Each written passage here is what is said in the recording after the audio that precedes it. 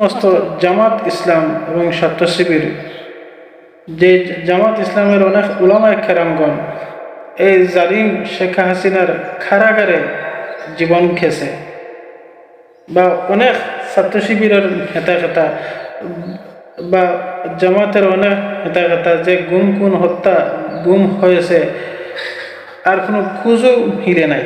আসসালামু আলাইকুম রহমতুল্লাহ। প্রিয় দেশবাসী, আশা করি সবাই ভালো আছেন, আলহামদুলিল্লাহ। সম্মানিত প্রিয় দেশবাসী, দেখেন দুটি কথা আমি বলবো বলে ভিডিওতে আসা। আমার প্রথম কথা হলো, দেখেন এই জালিম সন্ত্রাসীরা, আওয়ামী লীগ যে সরকার, শেখ হাসিনা, এদেরকে এই দেশ থেকে তাড়াতে গিয়ে অনেকের তাজা রক্ত এই মাটিতে ডালতে হয়েছে, বা অনেক আলিম উলামা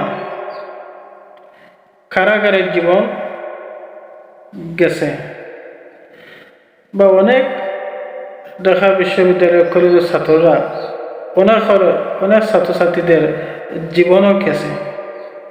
এদেরকে এই জালিম সরকার শেখ হাসিনা এবং আওয়ামী লীগ সন্ত্রাসীদের হাত থেকে এই দেশটাকে রক্ষা করতে গিয়ে অনেকের জীবন গেছে।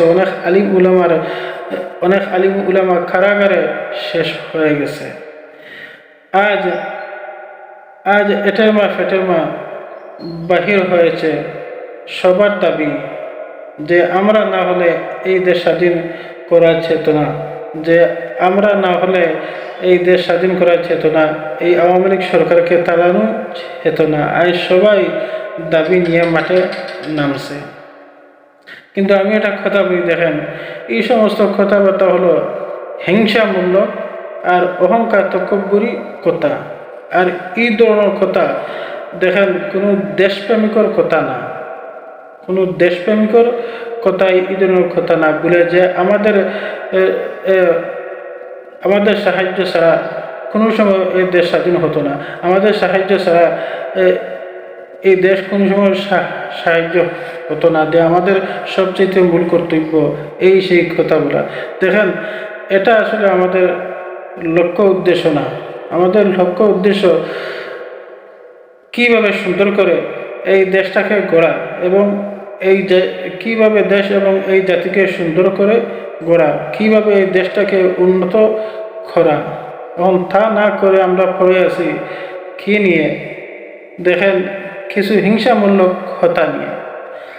আর সবথেকে মূল বিষয় হচ্ছে দেখেন হেফাজত, যে সমস্ত আলেম উলামারা, তারা কিন্তু সর্বমূল উদ্বোধনকারী, বা আল্লামা মামুনুল হক শহীদে যারা কারাগারে ছিলেন, তারা একবার না, তাদের শরীর থেকে বারবার রক্ত ঝরাইছেন।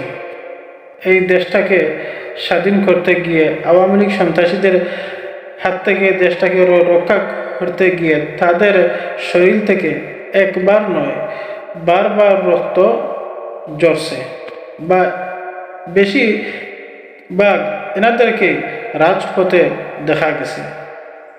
এবং তারা আন্দোলন করতে গিয়ে অনেক হেফাজতের ইসলামের অনেক আলিম উলামা ছাত্রছাত্রীরা, অনেক নেতারা জীবন হারিয়েছে, অনেক কারাগারে জীবন গেছে। এটা আসলে ভুলার নয়।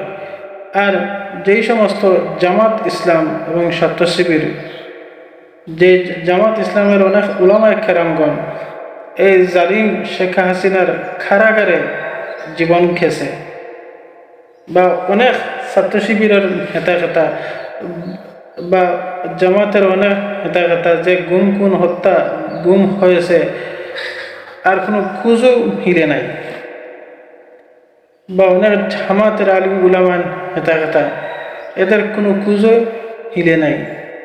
অনেকের রক্ত ছড়িয়েছে, অনেকের জীবন গেছে, অনেক কষ্টের বিনিময়। আর আমাদের ঢাকা বিশ্ববিদ্যালয়ের ছাত্রদের সাহায্যে এই দেশ স্বাধীন হয়েছে।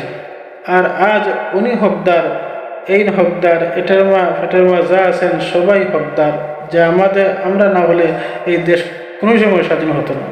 দেখেন এই সমস্ত জিনিস নিয়ে মারামারি করা মূল বিষয় না। মূল বিষয় হচ্ছে আমাদের দেশটাকে সুন্দর করে গড়া, এই জাতিকে সুন্দর করে গড়া, এই দেশটাকে সুন্দর করা।